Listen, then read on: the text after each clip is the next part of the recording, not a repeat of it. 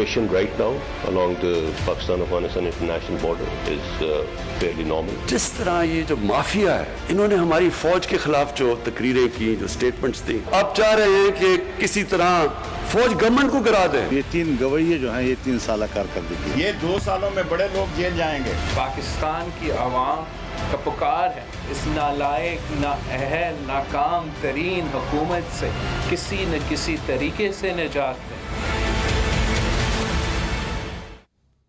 अस्सलाम वालेकुम, पाकिस्तान टुनाइट के साथ मैं हूं सैयद समर अब्बास। नाज़रीन, आज हम जहां अफगानिस्तान की सूरत हाल को लेकर बात करेंगे, तो वहीं हम मुल्की सिक्योरिटी और साथ साथ जो सियासी सूरत हाल है उस पर बात करेंगे। चूँकि 2 रोज़ बाद PDM कराची में एक बड़ा जलसा करने जा रही है, बड़ी ब्रेक के बाद। तो इस दफ़ा PDM किस तरह का प्रेशर गवर्नमेंट पर डाल पाएगी, चूँकि PDM में बड़ी जमातें जो हैं वो निकल भी चुकी हैं 2। और सबसे पहले हम बात करेंगे, जैसे अफगानिस्तान की हम बात करें तो DG ISPR Major General Babar Iftikhar ने आज अफगानिस्तान की सूरत हाल को लेकर पाकिस्तान के खिलाफ प्रोपेगेंडा करने वालों को आईना दिखा दिया। उन्होंने ये कहा कि बेसिकली आज उन्होंने एक वजह बताई कि जो 90,000 तालिबान के मुकाबले में 3 लाख अफगान फोर्सेस जो हैं वो क्यों नाकाम हो गई, क्यों ढेर हो गई। तो उन्होंने बताया कि जो अफगानिस्तान की फोर्सेस हैं उनकी ट्रेनिंग के लिए बारहा पाकिस्तान की तरफ से अफगानिस्तान की हुकूमत को ऑफर दी गई तरबियत के लिए, लेकिन सिर्फ 6 कैडेट्स पाकिस्तान है, बाकी जो उनकी मेजॉरिटी में उनकी आर्मी है वो इंडिया में जाके ट्रेन हुई या फिर इंडियंस ने जाके अफगानिस्तान के अंदर उनकी आर्मी को ट्रेन किया। और ज़्यादातर जो रहा फोकस इंडिया का वो अफगानिस्तान की आर्मी के अंदर पाकिस्तान के खिलाफ नफरत जो है वो उनमें डाली जाती रही, और ये नाकामी की वजूहात जो है वो सामने आई। और साथ ही साथ उन्होंने बताया कि अफगानिस्तान के बॉर्डर पर जो सूरत हाल है पाकिस्तान की तरफ वो नॉर्मल है, और जो क्रॉसिंग पॉइंट्स उनमें से मुतअद्दिद बंद हैं। इस वक्त सिर्फ 5 से 6 जो कन्वेंशनल जो क्रॉसिंग पॉइंट्स हैं सिर्फ वो अलाउ किए जा रहे हैं, जहाँ से ट्रेड और दीगर जो मामलात हैं वो भी इंसानी हमदर्दी की बुनियादों पर। और ये भी उन्होंने बताया कि इस वक्त जो इंडिया के अंदर एक प्रोपेगेंडा बड़ा हो रहा है कि पाकिस्तान जो है वो तालिबान को ट्रेन करेगा, तो उस पर उन्होंने बड़ा वाज़ेह किया कि जब हुकूमत बन जाएगी अफगानिस्तान के अंदर, हुकूमत साजी के बाद गवर्नमेंट टू गवर्नमेंट लेवल पर यह फैसला होगा कि अफगानिस्तान के अंदर जो सिक्योरिटी फोर्सेस हैं, चाहे वो तालिबान है जो भी है, उन्हें ट्रेन करना है या नहीं। बहरहाल आर्मी इसका फैसला नहीं कर सकती। और नाज़रीन, इसके साथ साथ उन्होंने बताया कि ये जो जंग थी, जो सूरत हाल थी, इसकी पाकिस्तान ने कितनी भारी कीमत अदा की। 86,000 जानें और $150 बिलियन का पाकिस्तानी इकॉनमी को नुकसान हुआ। इस पर हम प्रोग्राम के अगले हिस्से में लेफ्टिनेंट जनरल नईम खालिद लोधी साहब से बात करेंगे। और हमें पहले हिस्से में प्रोग्राम में ज्वाइन कर रहे हैं नासिर हुसैन शाह साहब, वज़ीर बल्दियात हैं सिंध के पाकिस्तान पीपल्स पार्टी से। आज़म नज़ीर तारड़ साहब हमें नून लीग से ज्वाइन कर रहे हैं, और आमिर डोगर साहब हमें पाकिस्तान तहरीक इंसाफ से हमें प्रोग्राम में ज्वाइन कर रहे हैं। बहुत शुक्रिया आप तीनों मेहमानों का अपने प्रोग्राम में कीमती वक्त दिया। पहले हिस्से में हम जरा बात कर लेंगे जो सूरत हाल है इस वक्त 3 साल कारकर्दगी हुकूमत की है, उसे अपोजिशन कह रही है कि गवर्नमेंट बिल्कुल नाकाम रही। आज मौलाना फजलुर रहमान साहब ने बड़े ही तंज़िया अंदाज में हुकूमत की 3 साल कारकर्दगी का अहाता किया, ज़रा सुन लें। 3 साल कारकर्दगी उनकी, एक तो अबरारुल हक है, एक ईसा खेलवी है, और एक हमारे इस्माइल साहब हैं, इमरान इस्माइल साहब। ये 3 गवैये जो हैं ये 3 साल कारकर्दगी है। आज जब मसला कौमी सतह का, आम इंतखाबात का है, ऐसे मौके पर बल्दियाती इलेक्शन ये कौम का डिमांड नहीं, लिहाजा अवाम की डिमांड का एहतराम होना चाहिए। बिलावल भुट्टो जरदारी ने भी हुकूमत की 3 साल कारकर्दगी को नाकामी से ताबीर किया। उन्होंने मजीद क्या कहा, ज़रा ये भी सुन लें।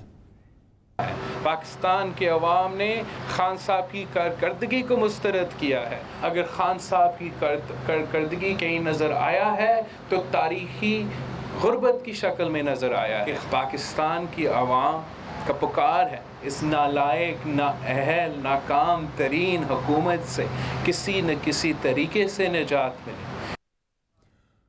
अच्छा, ये नासिर शाह साहब, ये जो तनकीद है कि इमरान खान साहब की गवर्नमेंट बिल्कुल फेल रही, नाकाम रही, एक तो ज़रा आप अपना भी जवाब दे दें कि 13 साल से, जो फवाद चौधरी साहब कह रहे हैं कि 13 साल से आप वहाँ पे सिंध में आपकी हुकूमत है, चले जैसे कैसे करके उन्होंने 250 सफ़ों की एक अपनी कारकर्दगी रिपोर्ट जो है वो जारी कर दी है। आप अपनी 13 साल हुकूमत की कारकर्दगी रिपोर्ट को आप भी जारी कर दें। वहाँ पर आपने क्या किया, क्या आपकी अचीवमेंट्स थी, आपने अवाम के लिए क्या किया वहाँ पर। सिर्फ तनकीद करने से मेरा से काम नहीं चलेगा, या कोई वाइट पेपर गवर्नमेंट के खिलाफ ले आए। बिस्मिल्लाहिर्रहमानिर्रहीम, अल्लाहुम्मा सल्ली अला मुहम्मदिन व आले मोहम्मद।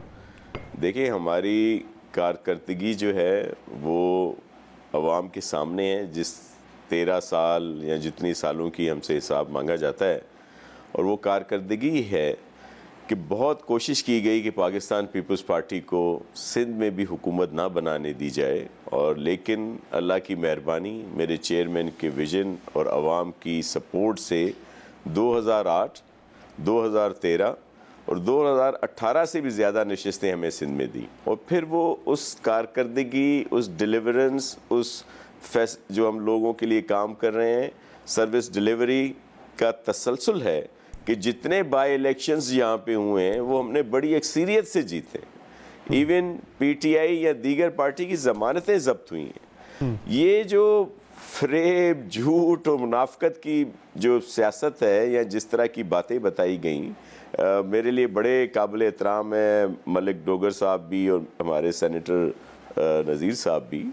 लेकिन मुझे सिर्फ ये बताया जाए कि ये जितने इनके दावे हैं पीटीआई की हुकूमत के, या जिस ढिठाई से इन्होंने ये प्रोग्राम किया है, जो कल और बड़े नगमे, गाने और पता नहीं क्या क्या, मैं इस पर क्या कमेंट करूं। अगर आम आदमी आराम से रह रहा है इस वक्त समर भाई, अगर वो 1 या 2 वक्त की रोटी आम इंसान को मिल रही है और खाने के साथ वो दवाइयाँ अफोर्ड कर रहा है, बच्चों की फीसें हैं, बिजली के बिल हैं, गैस है, दीगर चीज़ों को, तो फिर तो ये सब ठीक है, हम झूठे हैं। फिर तो पीडीएम में जितनी अपोजिशन पार्टीज़ हैं या जो बाहर हैं इस वक्त, वो सब झूठ बोल रहे हैं, सिर्फ पॉलिटिकली बात कर रहे हैं, गवर्नमेंट ने बड़ा कुछ कर दिया है। ये सिर्फ बातें, ये बड़े जी हमारे रिजर्व्स, फॉरेन रिजर्व्स, ये देखें वो सारे वो हैं जो कर्जे हैं, जो बैरून ममालिक की इमदादें हैं हुकूमतों की, और फिर हर चीज़ में इन्होंने बेहतरी बता दें कि ये क्या आज किसान के लिए बड़े दावे किए गए कि जी किसान बड़ा खुशहाल है। किसान के साथ जो हशर किया है आपने, गंदम में ले लें आप कि गंदम को उसको सही प्राइस नहीं दी। सिंध हुकूमत ने फिर भी इन तमाम मुश्किलात के बावजूद समर साहब कि हमें सिंध गवर्नमेंट को मुकम्मल सपोर्ट नहीं किया जाता। हर साल जो हमारे साथ कमिटमेंट होती है कि हमें बजट पैसे दिए जाएंगे, उसमें कभी 25% कम, कभी उससे भी ज़्यादा कम हमें दिए जाते हैं। उसके बावजूद हमने किसानों के लिए, काश्तकारों के लिए 2000 रुपये गंदम की कीमत रखी, इन्होंने 1800 रखी, फिर इन्होंने मैनेजमेंट बेहतर नहीं थी, अब ये गंदम इंपोर्ट कर रहे हैं। अपने लोगों को इंसेंटिव नहीं देना, अपने लोगों को सपोर्ट नहीं देनी, और अब ये गलत पॉलिसी के तहत इंपोर्ट की जा रही है। एलएनजी में इन्होंने क्या किया देखें, जब वो ऑयल प्राइसेस पूरी दुनिया में कम थी उस वक्त ना इन्होंने खुद मंगाई, लेकिन ना लोगों को मंगाने दी दीगर कंपनीज। और अब एलएनजी देखें, इल्जाम लगाते थे पीएमएलएन पर, और खुद कितनी महंगी इन्होंने खरीदी है। चले आजम नज़ीर तारड़ साहब, नून लीग ने ऐलान किया था कि पीडीएम के प्लेटफॉर्म से वाइट पेपर आएगा गवर्नमेंट की 3 साल कारकर्दगी पर। फिर ये भी हमने सुना कि हुकूमत की जो करप्शन है उसको बेनकाब किया जाएगा, मुख्तलिफ जो है वो पटिशनें डाली जाएंगी, दरखास्तें, जिनमें से पीएससी से लेके जो है नैब में, फिर अदालतों के अंदर जाएंगे लेके सारी हुकूमत की करप्शन की दास्तानें किससे लेकर। वो कुछ भी नहीं हुआ, सिर्फ ज़ुबानी हम दावे सुन रहे हैं कि बड़ी नाकाम हुकूमत है। जी कुछ लेकर आए ब्लैक एंड वाइट में अवाम के सामने के कहाँ कहाँ क्या खराबी है। समर साहब बहुत शुक्रिया।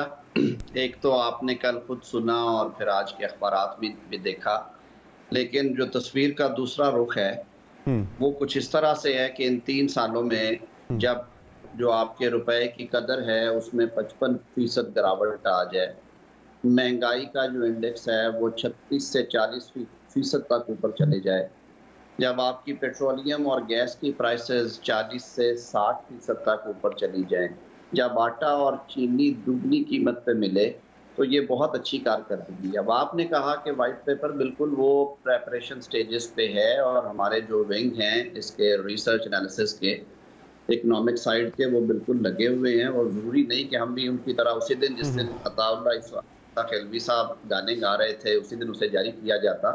इट इज़ इन दी ऑफिंग। रही बात इनके मुकदमात की, तो मेरे ख्याल में ये कोई ढकी छुपी बात नहीं है।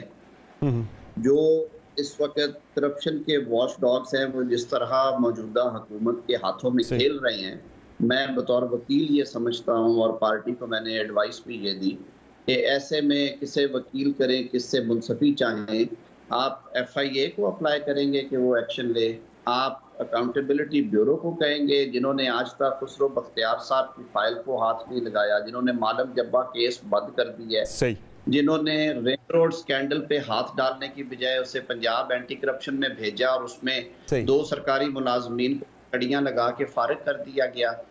आप वो केसेस उनको खुलवाएंगे जो कि वो पहले बंद करके सर्द खानों में रख चुके हैं। तो ये एक अलविया है हमारा। लेकिन सर वो कह रहे हैं, खान साहब कह रहे हैं कि रिकवरी इतनी ज्यादा बढ़ गई है। सर वो कह रहे हैं रिकवरी बहुत ज्यादा बढ़ गई है, एंटी करप्शन पंजाब की हो, नैब की हो। मैं जरा आपको सुना भी देता हूँ। खान साहब कह रहे हैं कितना ज्यादा फर्क पड़ा है नैब की और एंटी करप्शन पंजाब की रिकवरी में, जरा सुन लें। नैब ने अपने 18 सालों में हमारे आने से पहले 18 सालों में जो पूरा अब तक पैसा उन्होंने रिकवर किया था वो 290 अरब रुपया था, और हमारे 3 सालों में उन्होंने 519 अरब रुपया रिकवर कर चुके हैं। नून लीग के 10 सालों में जो टोटल पैसा एंटी करप्शन ने रिकवर किया था वो 2.5 अरब रुपया था। हमारे सिर्फ अभी 3 सालों में पंजाब की एंटी करप्शन ने 450 अरब रुपया अब तक रिकवर कर चुके हैं। सब देख लें, आपके पिछले 18 सालों में 290 अरब और इमरान खान साहब के 3 साल में 519 अरब नैब रिकवर कर रहा है, जबकि एंटी करप्शन पंजाब जो है वो 2.5 अरब से उठ के 2.5 अरब से उठ के 450 अरब पे आ जाती है रिकवरी उसकी। वो कह रहे हैं इतना फर्क पड़ गया एहतसाब में हमारे दौर में। ये समर साहब वही चीजें हैं जो व्हाइट पेपर में आएंगी। नैब के 550 अरब में वो NRO शामिल है जो एक बहुत बड़े हाउसिंग सोसाइटी को बजरिया सुप्रीम कोर्ट दिया गया था और उसकी एक मेजर कंट्रीब्यूशन मौजूद है। उसके अलावा जो हाउसिंग सोसाइटीज थी उनकी सेटलमेंट्स इनमें शामिल है कि जब उनके प्रोजेक्ट्स हॉल्ट कर दिए गए तो उन्होंने कहा कि जी ठीक है हमारी ज़मीनें वापस कर दें, हम पैसे लौटा देते हैं लोगों को। और ये वो अमाउंट्स हैं। मुझे कोई एक पॉलिटिकल फिगर का केस बता दें starting from Mian Shehbaz Sharif to Khurshid Shah, Rana Sanaullah, Khawaja Saad Rafique, Ehsan Iqbal, Khwaja Asif, हमारे शायद खाकान अब्बासी साहब एंड मैनी अदर्स, अगर किसी केस में नैब ने एक धेले की करप्शन निकाल के वो बरामद किया हो। रही बात पंजाब एंटी करप्शन की तो उसका भी भांडा खुल जाएगा। पंजाब एंटी करप्शन लोगों की वो लैंड्स जो कि बोर्ड ऑफ रेवेन्यू ने किसी अरेंजमेंट के तहत उन्हें लीज पे दी हुई थी, इन्होंने यूनिलैटरल वो लीजेस जो हैं वो रिवोक करवा के उनको रिकवरी में शो किया। और जिस किसी के पास 10,000 20,000 रुपए के ऊपर महाना के ऊपर जो जमीन थी उसकी कीमत जो है वो इन्होंने 2-2 करोड़ रुपए शो करके उसकी रिकवरी साबित कर दी कि ये देखिए जी एंटी करप्शन ने ये जमीनों की वो एग्जैजरेटेड प्राइसेस है जो या तो पट्टी लोगों के पास और वो लोग अदालतों में मारे फिर रहे हैं।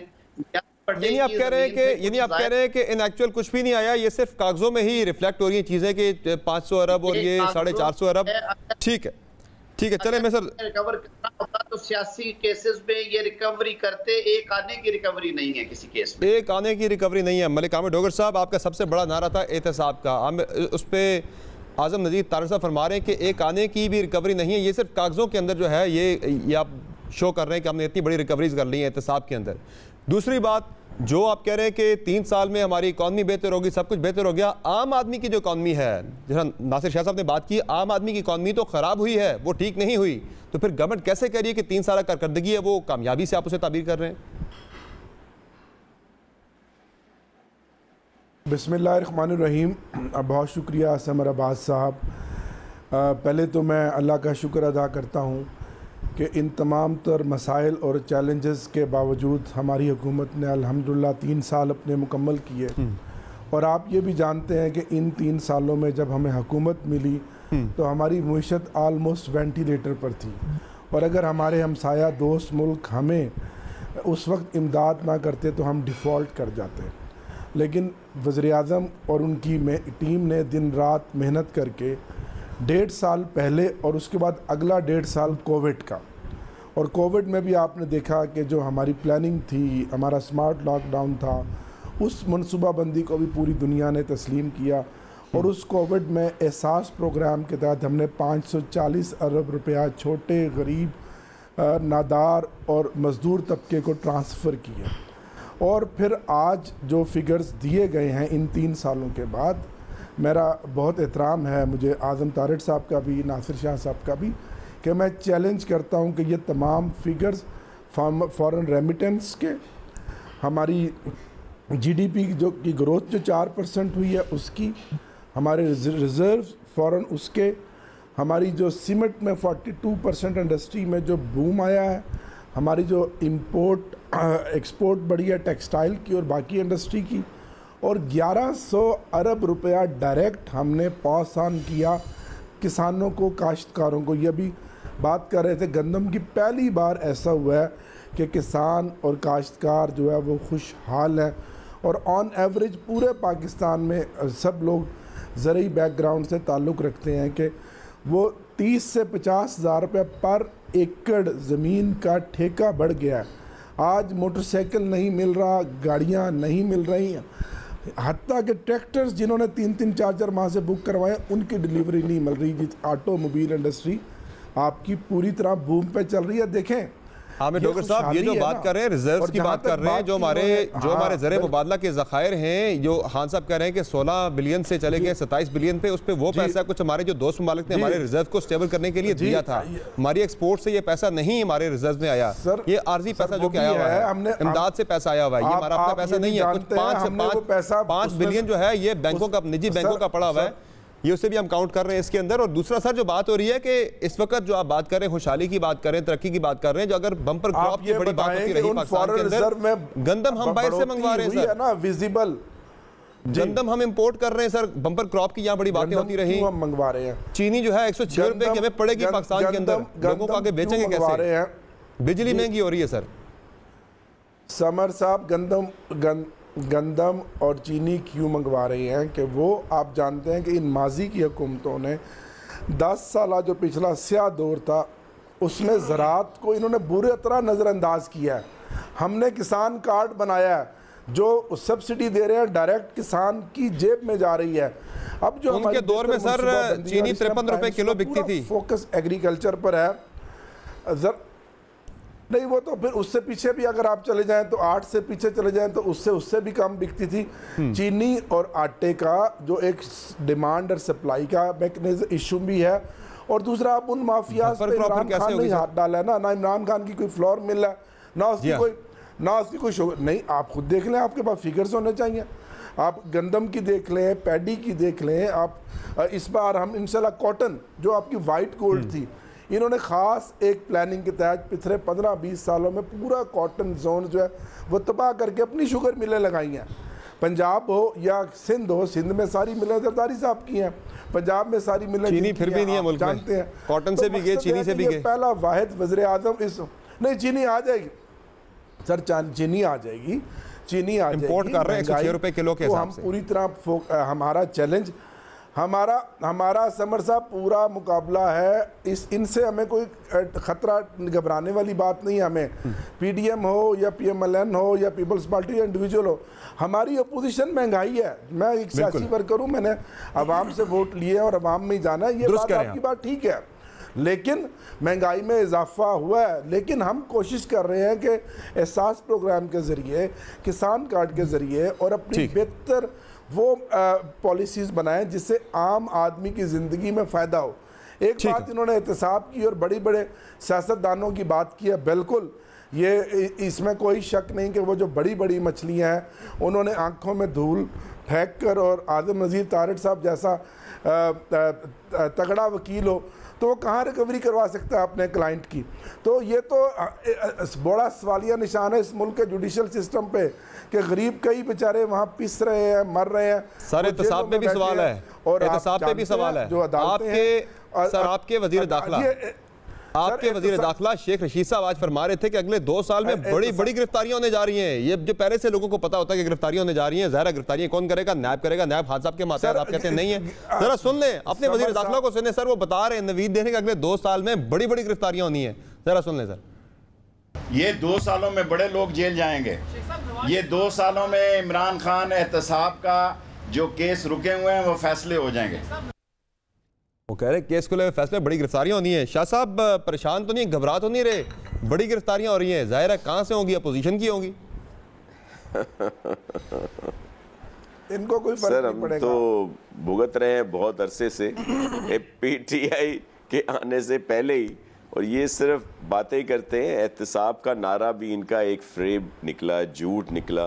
एहतसाब सबका होना चाहिए। आपने देख लिया आई वॉश के लिए थोड़ा बहुत करते हैं लेकिन अपने लोगों के ख़िलाफ़, लेकिन प्रॉपर नहीं होता। जिस तरह अपोजिशन के ख़िलाफ़ हो रहा है ऐसे इनके ख़िलाफ़ नहीं होता। लेकिन कोई इशू नहीं, थोड़े ही दिन रह गए हैं, बाद में आप देखिएगा कितने बड़े बड़े केस जो हैं वो खुलते हैं और ये जो पारसाई के दावे हैं ये सब निकल आएंगे। इन्होंने कार्ड की बात की, इनका एक कार्ड बहुत चल रहा है, वो है सबर कार्ड, और उसको कोट किया हुआ इन्होंने, कोटेड है विद के जी घबराना नहीं है।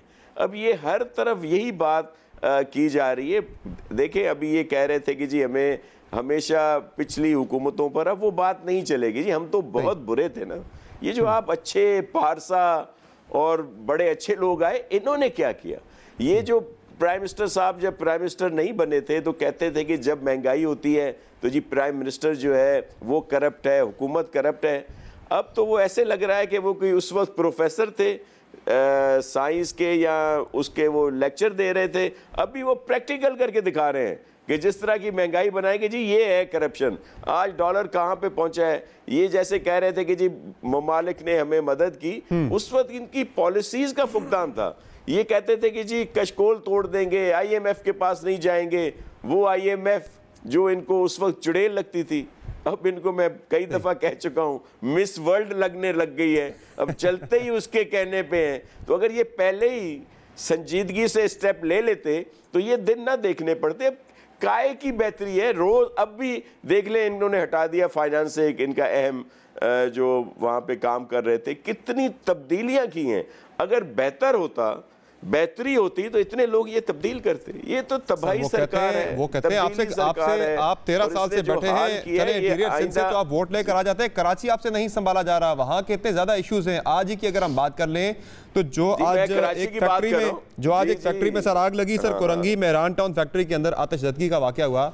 SOP बना था बल्दिया फैक्ट्री में आग लगने के बाद कि एक मुतबादल जो है फायर एग्जिट होगा। इस फैक्ट्री में फायर एग्जिट नहीं था, ये जिम्मेदारी थी आपके लेबर डिपार्टमेंट की इस चीज़ को मेक श्योर करना। दूसरा, आबादी के अंदर ये फैक्ट्री थी, फायर ब्रिगेड लेट पहुंची जाके। ज़ाहिर है ये कोताहियाँ तो आती हैं आपके ऊपर ना। देखें, ये बिल्कुल आज बहुत बड़ा हादसा हुआ, बड़ी इंसानी जानें गई हैं, उनके लिए एक्शन होगा। जिसकी नेग्लिजेंस है उसको बिल्कुल एक्शन होगा। हम इससे कोई इस तरह की बात नहीं करते कि ये वाकया ही नहीं हुआ, यही नहीं कह रहे कि जी इसमें तो कोई किसी की गलती नहीं थी। बिल्कुल जिसकी गलती है, जिस महकमे की जो भी है, उन पर एक्शन होगा। एक आम इंसान की जान भी बड़ी कीमती है, ये इतनी जानें जाएं, ऐसे नहीं इनको रायगां जाएंगी, इन पर आपको एक्शन होता हुआ नज़र आएगा। कराची के इश्यूज़ हल हो रहे हैं, कराची में हम लोग बेहतरी ला रहे हैं। यही वजह है कि जो फैसल वाडा साहब ने सीट छोड़ी थी वो हमारे पीपल्स पार्टी के कैंडिडेट ने जीती, और ये वहाँ पे 6-7वें नंबर पे आए हैं। ये बड़ा पता नहीं क्या कुछ इन्होंने किया है कि एक इलेक्शन बाय इलेक्शन जो भी लाहौर में है, जिसके ये बड़े डंके की चोट पे बातें कर रहे हैं, पता नहीं क्या कुछ करके इन्होंने वो एक जीता है। पूरे पाकिस्तान में जितने बाय इलेक्शंस हुए हैं जो अपनी सीटें थी वो भी ये हारे। कारकर्दगी इनकी ये है। चले, मुझे सर एक ब्रेक लेनी, नाज़रीन एक ब्रेक लेते हैं, ब्रेक से वापस आएंगे तो आज़म नज़ीर तारड़ साहब से जानेंगे कि PDM क्या करने जा रही है। चूँकि कल PDM का सरबराही इजलास होना है और उसके बाद परसों PDM का जलसा होने जा रहा है कराची के अंदर, और बड़े ब्रेक के बाद ये जलसा होने जा रहा है। PDM का प्लान क्या है, क्या करेगी, गवर्नमेंट को हटाना है, गिराना है? चूँकि PDM के सरबराह मौलाना फजल रहमान तो मुल्क में नए इलेक्शन का मुतालबा कर रहे हैं। तो आज़म नज़ीर तारड़ साहब से जानेंगे कि हिकमत अमली क्या होगी। बात करेंगे ब्रेक के बाद, हमारे साथ रहेगा।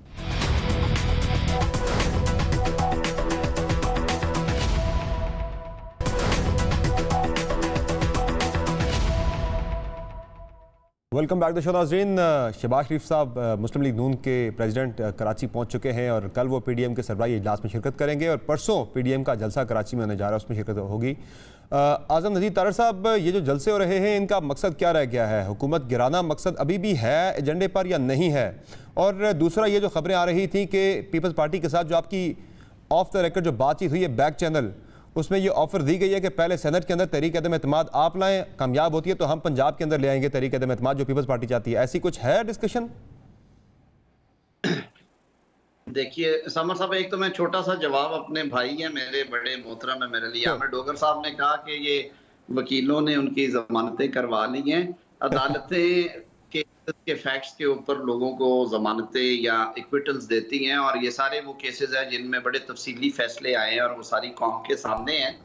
तो अगर झूठे बेबुनियाद मुकदमे कायम किए जाएंगे तो इसी तरह के रिजल्ट्स होंगे। अब आते हैं जी पीडीएम के हवाले से।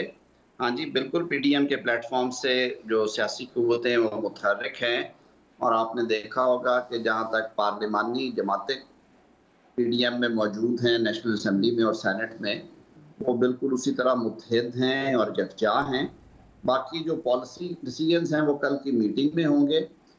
यस, सेनेट के हवाले से पाकिस्तान पीपल्स पार्टी को ये बिल्कुल कहा गया दोस्तों को, क्योंकि इस वक्त जो इंडिपेंडेंट ब्लॉक है अपोजिशन का, जिसकी जिम्मेदारी पीडीएम की जमातों ने मुझे सौंप रखी है, हम 27 सेनेटर्स हैं उसमें, जिसमें पाकिस्तान मुस्लिम लीग नून, JUI फजलुर रहमान साहब हैं, इसी तरह PK मैप है, इसी तरह नेशनल पार्टी है, और अख्तर मेंगल साहब की जमात के दोस्त हमारे साथ मौजूद हैं। तो ये हम 27 लोग हैं।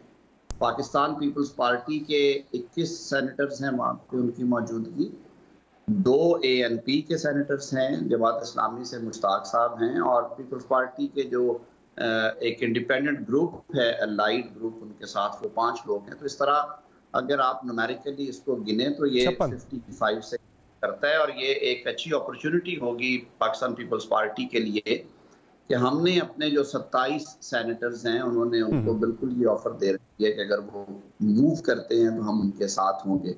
अब देखने वाली बात ये है कि पाकिस्तान पीपल्स पार्टी 99 के हाउस में इस 55 की अददी अक्सरियत के साथ किस तरह से मूव करती है। तो सर वो जब सवाल ये उठता है कि जब वो 64 की अक्सरियत थी, वो ज़रा हॉन्टेड है, ज़रा आप लोग माजी से भी यही संजरानी साहब थे, 64 सेनेटर से पोजीशन के, फिर भी नहीं गिरा पाए थे, 55 से गिरा पाएंगे? देखिए समर अब्बास साहब, मैंने इसी हवाले से आपको पार्टी पोजीशन वहाँ की जो वाजे की है, उसमें मैंने कहा कि जो 27 लोग पीडीएम रिलेटेड हैं, जो हमें वहाँ पे हमने एक इंडिपेंडेंट ऑपोजिशन ग्रुप को अलग से अपना तशक्कुस रखा हुआ है, वो हम 27 लोग हैं जो ये 5 जमातों के उसमें नुमाइंदगी है। 3 जमातें बलूचिस्तान से हैं, JUI है और पाकिस्तान लीग नून है। हमने अपने 27 लोगों के साथ ये ऑफर कर रखी है लीडर ऑफ अपोजिशन यूसुफ रज़ा गिलानी साहब को और पाकिस्तान पीपल्स पार्टी की क़यादत को कि उनके पास 29 की अददी अक्सरियत है। तो सर अगर ये ले आते सेनेट के अंदर कामयाब हो जाती, फिर आप पंजाब के अंदर फौरी तौर पर ले आएंगे तहरीक एतमाद बुज़दार साहब के खिलाफ? जी बिल्कुल हो सकती है, ये कोई नामुमकिनात में नहीं है, और शुरुआत वहाँ से करनी चाहिए जहाँ पे आपका स्ट्रॉन्ग होल्ड है। और मैं समझता हूँ कि वहाँ पे अगर इसे स्ट्रेटिजिकली पाकिस्तान पीपल्स पार्टी अपने दोस्तों को कन्विंस कर लेती है, जो उनके साथ बैठे हैं वहाँ पे अपोजिशन में, दिलावर खान साहब की क़यादत में 5 लोग, तो ये मूव जो है इसको आगे चलाया जा सकता है। ठीक, शाह साहब ये बड़ी ज़बरदस्त ऑफर दी है। ठीक, शाह साहब बड़ी ज़बरदस्त ऑफर दी है आज़म नज़ीर तारिक साहब ने, बड़ी प्रैक्टिकल ऑफर है। तो पीपल्स पार्टी क्यों नहीं अवेल करती इस ऑफर को, बजाय से कि आप पीडीएम पे तनकीद ही करते रहें और अपना सारा गुस्सा निकालते रहें? वो नोटिस जो भेजा था शाहिद हक़ान भाई साहब ने, उसकी वजह से। सर ये आपस में पॉलिटिकली तौर पर झगड़े वगड़े रहते रहे हैं, लेकिन जो चीज़ें मुमकिनात में से हैं वो होंगी, वो भी क्यों डिस्कस करें? समर भाई क्यों आप आमिर भाई को परेशान कर रहे हैं? ये बातें होंगी, फिर ये सेनेट पे में भी होंगी, पंजाब में भी होंगी, कौमी में क्यों नहीं होंगी? हमने करके दिखा दिया था, गिलानी साहब जीत गए थे, जाहिर है हमारे लोग जो कॉन्स्टिट्यूंसी है प्राइम मिनिस्टर की, उसमें हमने उनको हरा दिया था। बाकी तो कुछ ही दूर थी मंजिल के कुछ इस तरह के इख्तलाफात डलवा दिए गए, लेकिन सब चीज़ें मुमकिन हैं और ये सब चीज़ें होंगी। इसमें तो हमारे जितने भी इख्तलाफात हों, लेकिन तो इस ऑफर आ गई है सर, तबाही सरकार के खिलाफ हम साथ हैं। अब तो कोई बात रही नहीं गई सर, तो बड़ी क्लियर ऑफर आ गई है सर। बिल्कुल आ गई है, अब उसको जरा हम सर, बिल्कुल सर, वो सारी चीज़ें मुमकिनात में से हैं, इंशाल्लाह अमल भी होगा। और कराची में पीडीएम को फैसिलिटेट कर रहे हैं, चूंकि कोरोना की वजह से वहाँ आपने स्कूल बंद कर दिए, सब कुछ बंद कर दिया कि जी कोरोना बड़ा फैल गया, और वाकईतन कराची के अंदर कोविड के केसेस बड़े तेज़ी के साथ बढ़े हैं, कम नहीं हो रहे, जो रेशो है वो काफ़ी ज़्यादा है पॉजिटिविटी की। तो ये जलसा आप वहाँ होने दे रहे हैं, बिल्कुल अलाउ कर रहे हैं, फैसिलिटेट कर रहे हैं मुकम्मल तौर पर? जी बिल्कुल, वो अलाउ कर रहे हैं, जो मुंतज़मीन हैं उन्होंने ये अश्योर कराया है कि SOPs पर अमल होगा, मास्क का इस्तेमाल होगा, सैनिटाइज़र यूज़ किए जाएंगे, जिस हद तक मुमकिन हो वो उस पर अमल करेंगे। इस वजह मैं एक और आपको बात बता दूं कि इस वक्त जो हमने ये कुछ स्टेप्स लिए थे सिंध हुकूमत ने, तो कराची में जो 25% और 26% था पॉजिटिविटी का रेशो, वो अब 10 और 11% और मज़ीद कम हो रहा है। जी, तो कम हो रहा है। तो इंशाल्लाह, लेकिन जाहिर है पॉलिटिकली तौर पर अगर कोई यहाँ पे वो करते हैं, जलसा करते हैं, कोई रैली निकालते हैं कानून की उसमें रहते हुए, तो हम उन्हें मुकम्मल फैसिलिटेट कर रहे हैं। आमिर डोगर साहब, नासिर शाह साहब फरमा रहे हैं कि अब दोबारा से अपोजिशन जो है उसमें इस तरह की बातचीत चल रही है कि आपके घबराने का काफ़ी सामान जो है वो आने वाले दिनों में आने वाला है। एक तो वैसे भी आपको आवाम से घबराने की ज़रूरत है जो इस वक्त महंगाई की चक्की में पिस रहे हैं। PDM यानी अपोजिशन की सारी जमातें कह रही हैं अब वो आपस में वो वर्किंग रिलेशनशिप इस तरह का बन रहा है अरेंजमेंट कि शायद आपको घबराना पड़े फिर से। समर अब्बास साहब, मैंने पहले भी कहा कि हमें इनसे कोई ख़तरा नहीं है, ना हम इनसे घबराने वाले हैं, और इनका मुकाबला फिर 2023 में हम करेंगे। और 2023 में आप देखेंगे इंशाल्लाह एक बार फिर न्याजी आएगा और पाकिस्तान तहरीक इंसाफ की हुकूमत आएगी। PDM का शराजा पहले भी आपने देखा बिखर गया, और सेनेट के इलेक्शन में भी आपने देखा कि किस तरह अपने मफादात के लिए इकट्ठे हुए। अभी जिस तरह तारिक साहब ने सेनेटर्स की पूरी डिटेल्स आपको बताई, और अपोजिशन लीडर कौन बैठे हुए सेनेट में ये भी आप जानते हैं। और अभी इन्होंने बड़ा बुलंद दावा किया कराची में फैसल वाडा वाली सीट का। ठीक है, हम वो सीट बिल्कुल हारे हैं, लेकिन ये भी जानते हैं, दिल पे हाथ रख के बताएं कि वहाँ मफ्ता इस्माइल नहीं जीता। इन्होंने किस तरह अपनी हुकूमती मशीनरी और गुंडागर्दी से उस इलेक्शन का रिज़ल्ट चेंज किया, कौन नहीं जानता। तो ये तो सिर्फ इनके दो मफादात हैं, वो इकट्ठे हैं अपनी करप्शन को छुपाने के लिए, अपने मुकदमात को छुपाने के लिए। हम पर तो क्या आमिर डोगर साहब को सिंध के अंदर भी तब्दीली आने वाली है कोई, जो आजकल वहाँ पे आपके राब्ते वगैरह चल रहे हैं? नहीं, कोई तब्दीली नहीं जी। अब तो तब्दीली का ज़माना चला गया। अब तो जो भी बात होगी वो अवाम के सामने होगी। नहीं, मैं इलेक्शन के थ्रू तब्दीली की बात ही कर रहा हूँ, 2023 की बात ही कर रहा हूँ। शौक से तब्दीली के जी 2023 में होगी। उसके बाद तो अभी तो सेनेट में अभी अब चेयरमैन सेनेट बने हैं, अभी तो अब स्टार्ट हुआ है उनका टेन्योर नए वाला। और इसी तरह कोई, मुझे तो नहीं लगता ऐसी कोई बात हो। अगर कोई मूव ये करना चाहते हैं तो भले कराएं, इनका जमहूरी हक है, लेकिन ये अवाम के सामने एक्सपोज हो चुके हैं। नासिर शाह साहब कुछ कहना चाह रहे हैं, शाह साहब आपको ऐड करना चाह रहे हैं, जरा उनका जवाब भी सुनने जरा आमिर डोगर साहब। दलेर ईमानदार लीडर है, उसका बयानिया पूरी दुनिया में स्पेशली अफगानिस्तान के हवाले से एब्सोल्युटली नॉट जो उसने कहा, क्या ये या इनकी लीडरशिप कह सकती है? जरदारी साहब ने तो ऑन रिकॉर्ड बात है कि कहा था अमेरिका को कि आप ड्रोन हमले करें, कोई अवाम मरती है तो मरते रहे, तो ऑन रिकॉर्ड चीजें हैं। बिल्कुल। अच्छा, शाह साहब भी आपसे कुछ पूछना चाह रहे हैं, जरा कर सकते हैं हम जी। शाह साहब आप कुछ पूछना चाह रहे हैं? करेंगे अवाम के सामने अपनी कारकर्दगी बयान करें अगले 2 साल, और उसके बाद हम 5 साल जब पूरे हों तो अवाम के सामने सुरखरू हों। ठीक है, ठीक है जी। शाह साहब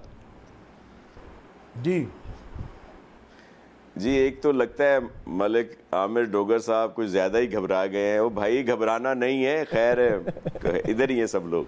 दूसरी बात ये है कि चले अब ये खुद ही मान रहे हैं कि वो अपना वो जो एक के जी ये PMLN और पीपल्स पार्टी की बात कर रहे हैं, मिफ्ता की, या हमारे जो मंदो खेल साहब हैं, ये चले खुद अपना तो मान लें ना। हमारा तो 400-500 का फ़र्क है, ये अपना मान लें कि ये 6ठे नंबर पे आए। खैर से वो 6ठे नंबर पे इसलिए आए हैं कि अब ये वन टाइम पार्टी थी जो लोगों को मामू बना के 2018 में अब आ गए। अब ये इस चक्कर में है कि वो जो नया एक इलेक्ट्रॉनिक वोटिंग मशीन, जैसे पहले ये वो एक जो इलेक्शन में एक था कोई खान साहब, उसकी मदद से आ गए थे, वो RTS पता नहीं जो भी क्या था उसका नाम। अच्छा, तो ये फिर उस चक्कर में है तो नया ला के, लेकिन ये वन टाइम पार्टी है। चलो, आपका जवाब आ गया। बस आजम नज़ीर तारड़ साहब, आपकी तरफ भी कोई घबराहट वाला है? कोई शेख रशीद साहब कह रहे हैं 2 साल में बड़ी गिरफ्तारियां होने जा रही हैं, बड़े लोग पकड़े जाएंगे,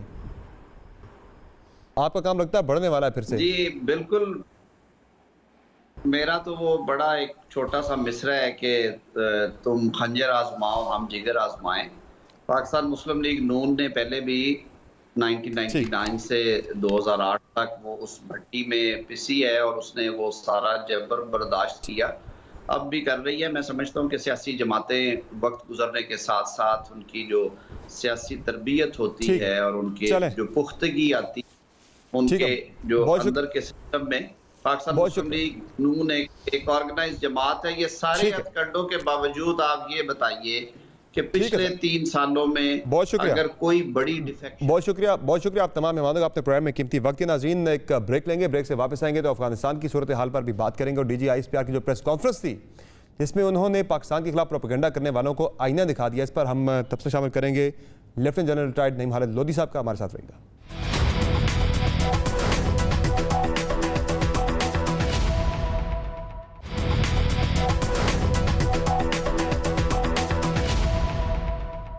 वेलकम बैक टू शो। नाज़रीन, अब बात कर रहे हैं अफगानिस्तान की सूरत हाल की, पर्टिकुलरली DG ISPR की प्रेस कॉन्फ्रेंस के रेफरेंस से। एक तो आज उन्होंने बताया कि अफगानिस्तान की जो फौज थी वो क्यों नाकाम हुई सिर्फ 90,000 तालिबान के आगे, ये ज़रा वजह सुन लें। 4 visits by the Chief of Army Staff during this period. We offered training of Afghan soldiers and officers in Pakistan Armies and Pakistan Air Force training institutions. He offered it several times. Only 6 Afghan cadets came to Pakistan during this period. However, hundreds and thousands of Afghan Army officers and soldiers went for training to India. और साथ ही उन्होंने बताया कि जो इस वक्त training के हवाले से, जो अफ़गान आर्मी के हवाले से मज़ीद इसमें जो इंडिया एक बड़ा प्रोपेगेंडा कर रहा है कि पाकिस्तान जो है वो तालिबान को ट्रेन करने का कोई इरादा रखता है, तो उस पर बड़ी वजाहत की आज DG ISPR ने कि कोई ऐसी तालिबान की ट्रेनिंग की बात नहीं है। ये गवर्नमेंट टू गवर्नमेंट लेवल पे डिसाइड होगा कि अफगानिस्तान की फोर्सेस को अगर उनकी तरफ से रिक्वेस्ट आती है तो फिर ट्रेन करना या नहीं। ज़रा ये भी सुनना है। As far as Taliban military delegation, well, they have to form a government first, and obviously, whenever they come up with an answer to how they are going to look after their security, if they seek any kind of assistance in training from Pakistan will be more than forthcoming. We were forthcoming even before, and we will be forthcoming even after that. But it has to be a government-to-government level thing. It can't be can't be the military's decision to engage on its own.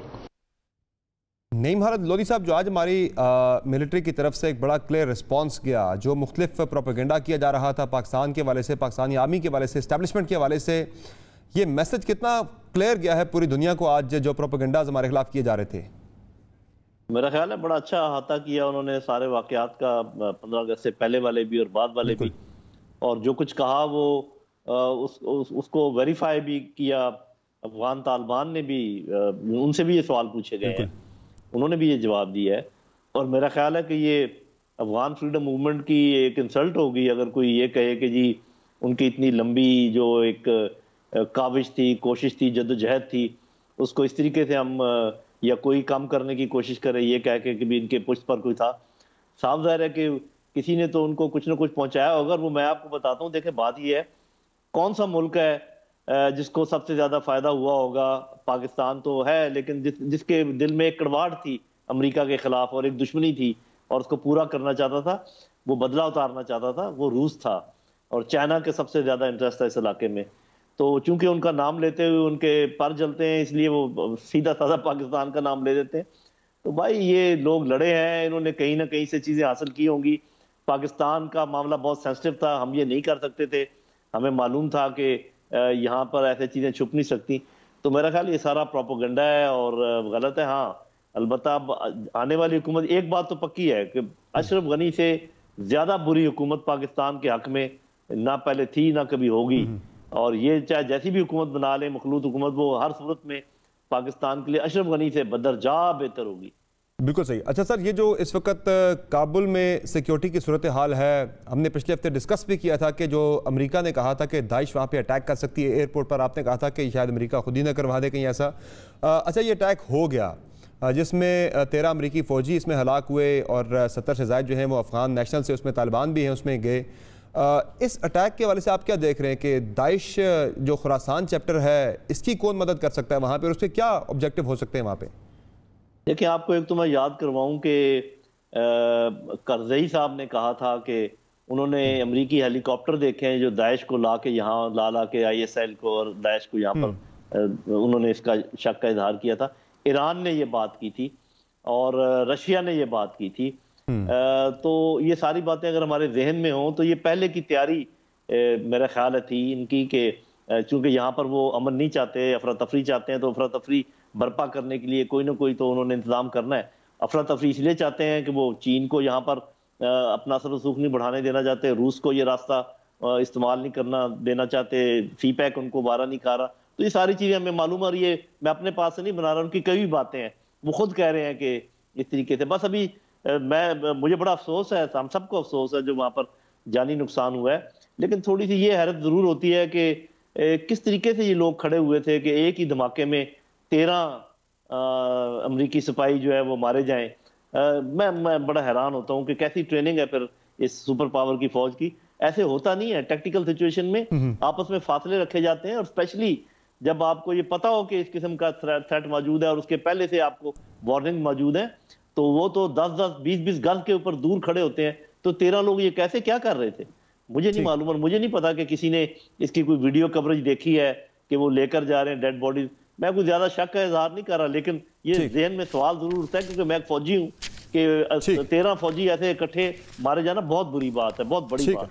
ठीक है sir, बहुत शुक्रिया, आपने programme में कीमती वक्त दिया general साहब। और नाजरीन, इसमें इंडिया का एक पहलू है, वो भी बड़ा अहम है कि इंडिया की पूरी कोशिश रही पिछली अफगानिस्तान गवर्नमेंट के थ्रू पाकिस्तान के अंदर अदम इस्तेहकाम फैलाना।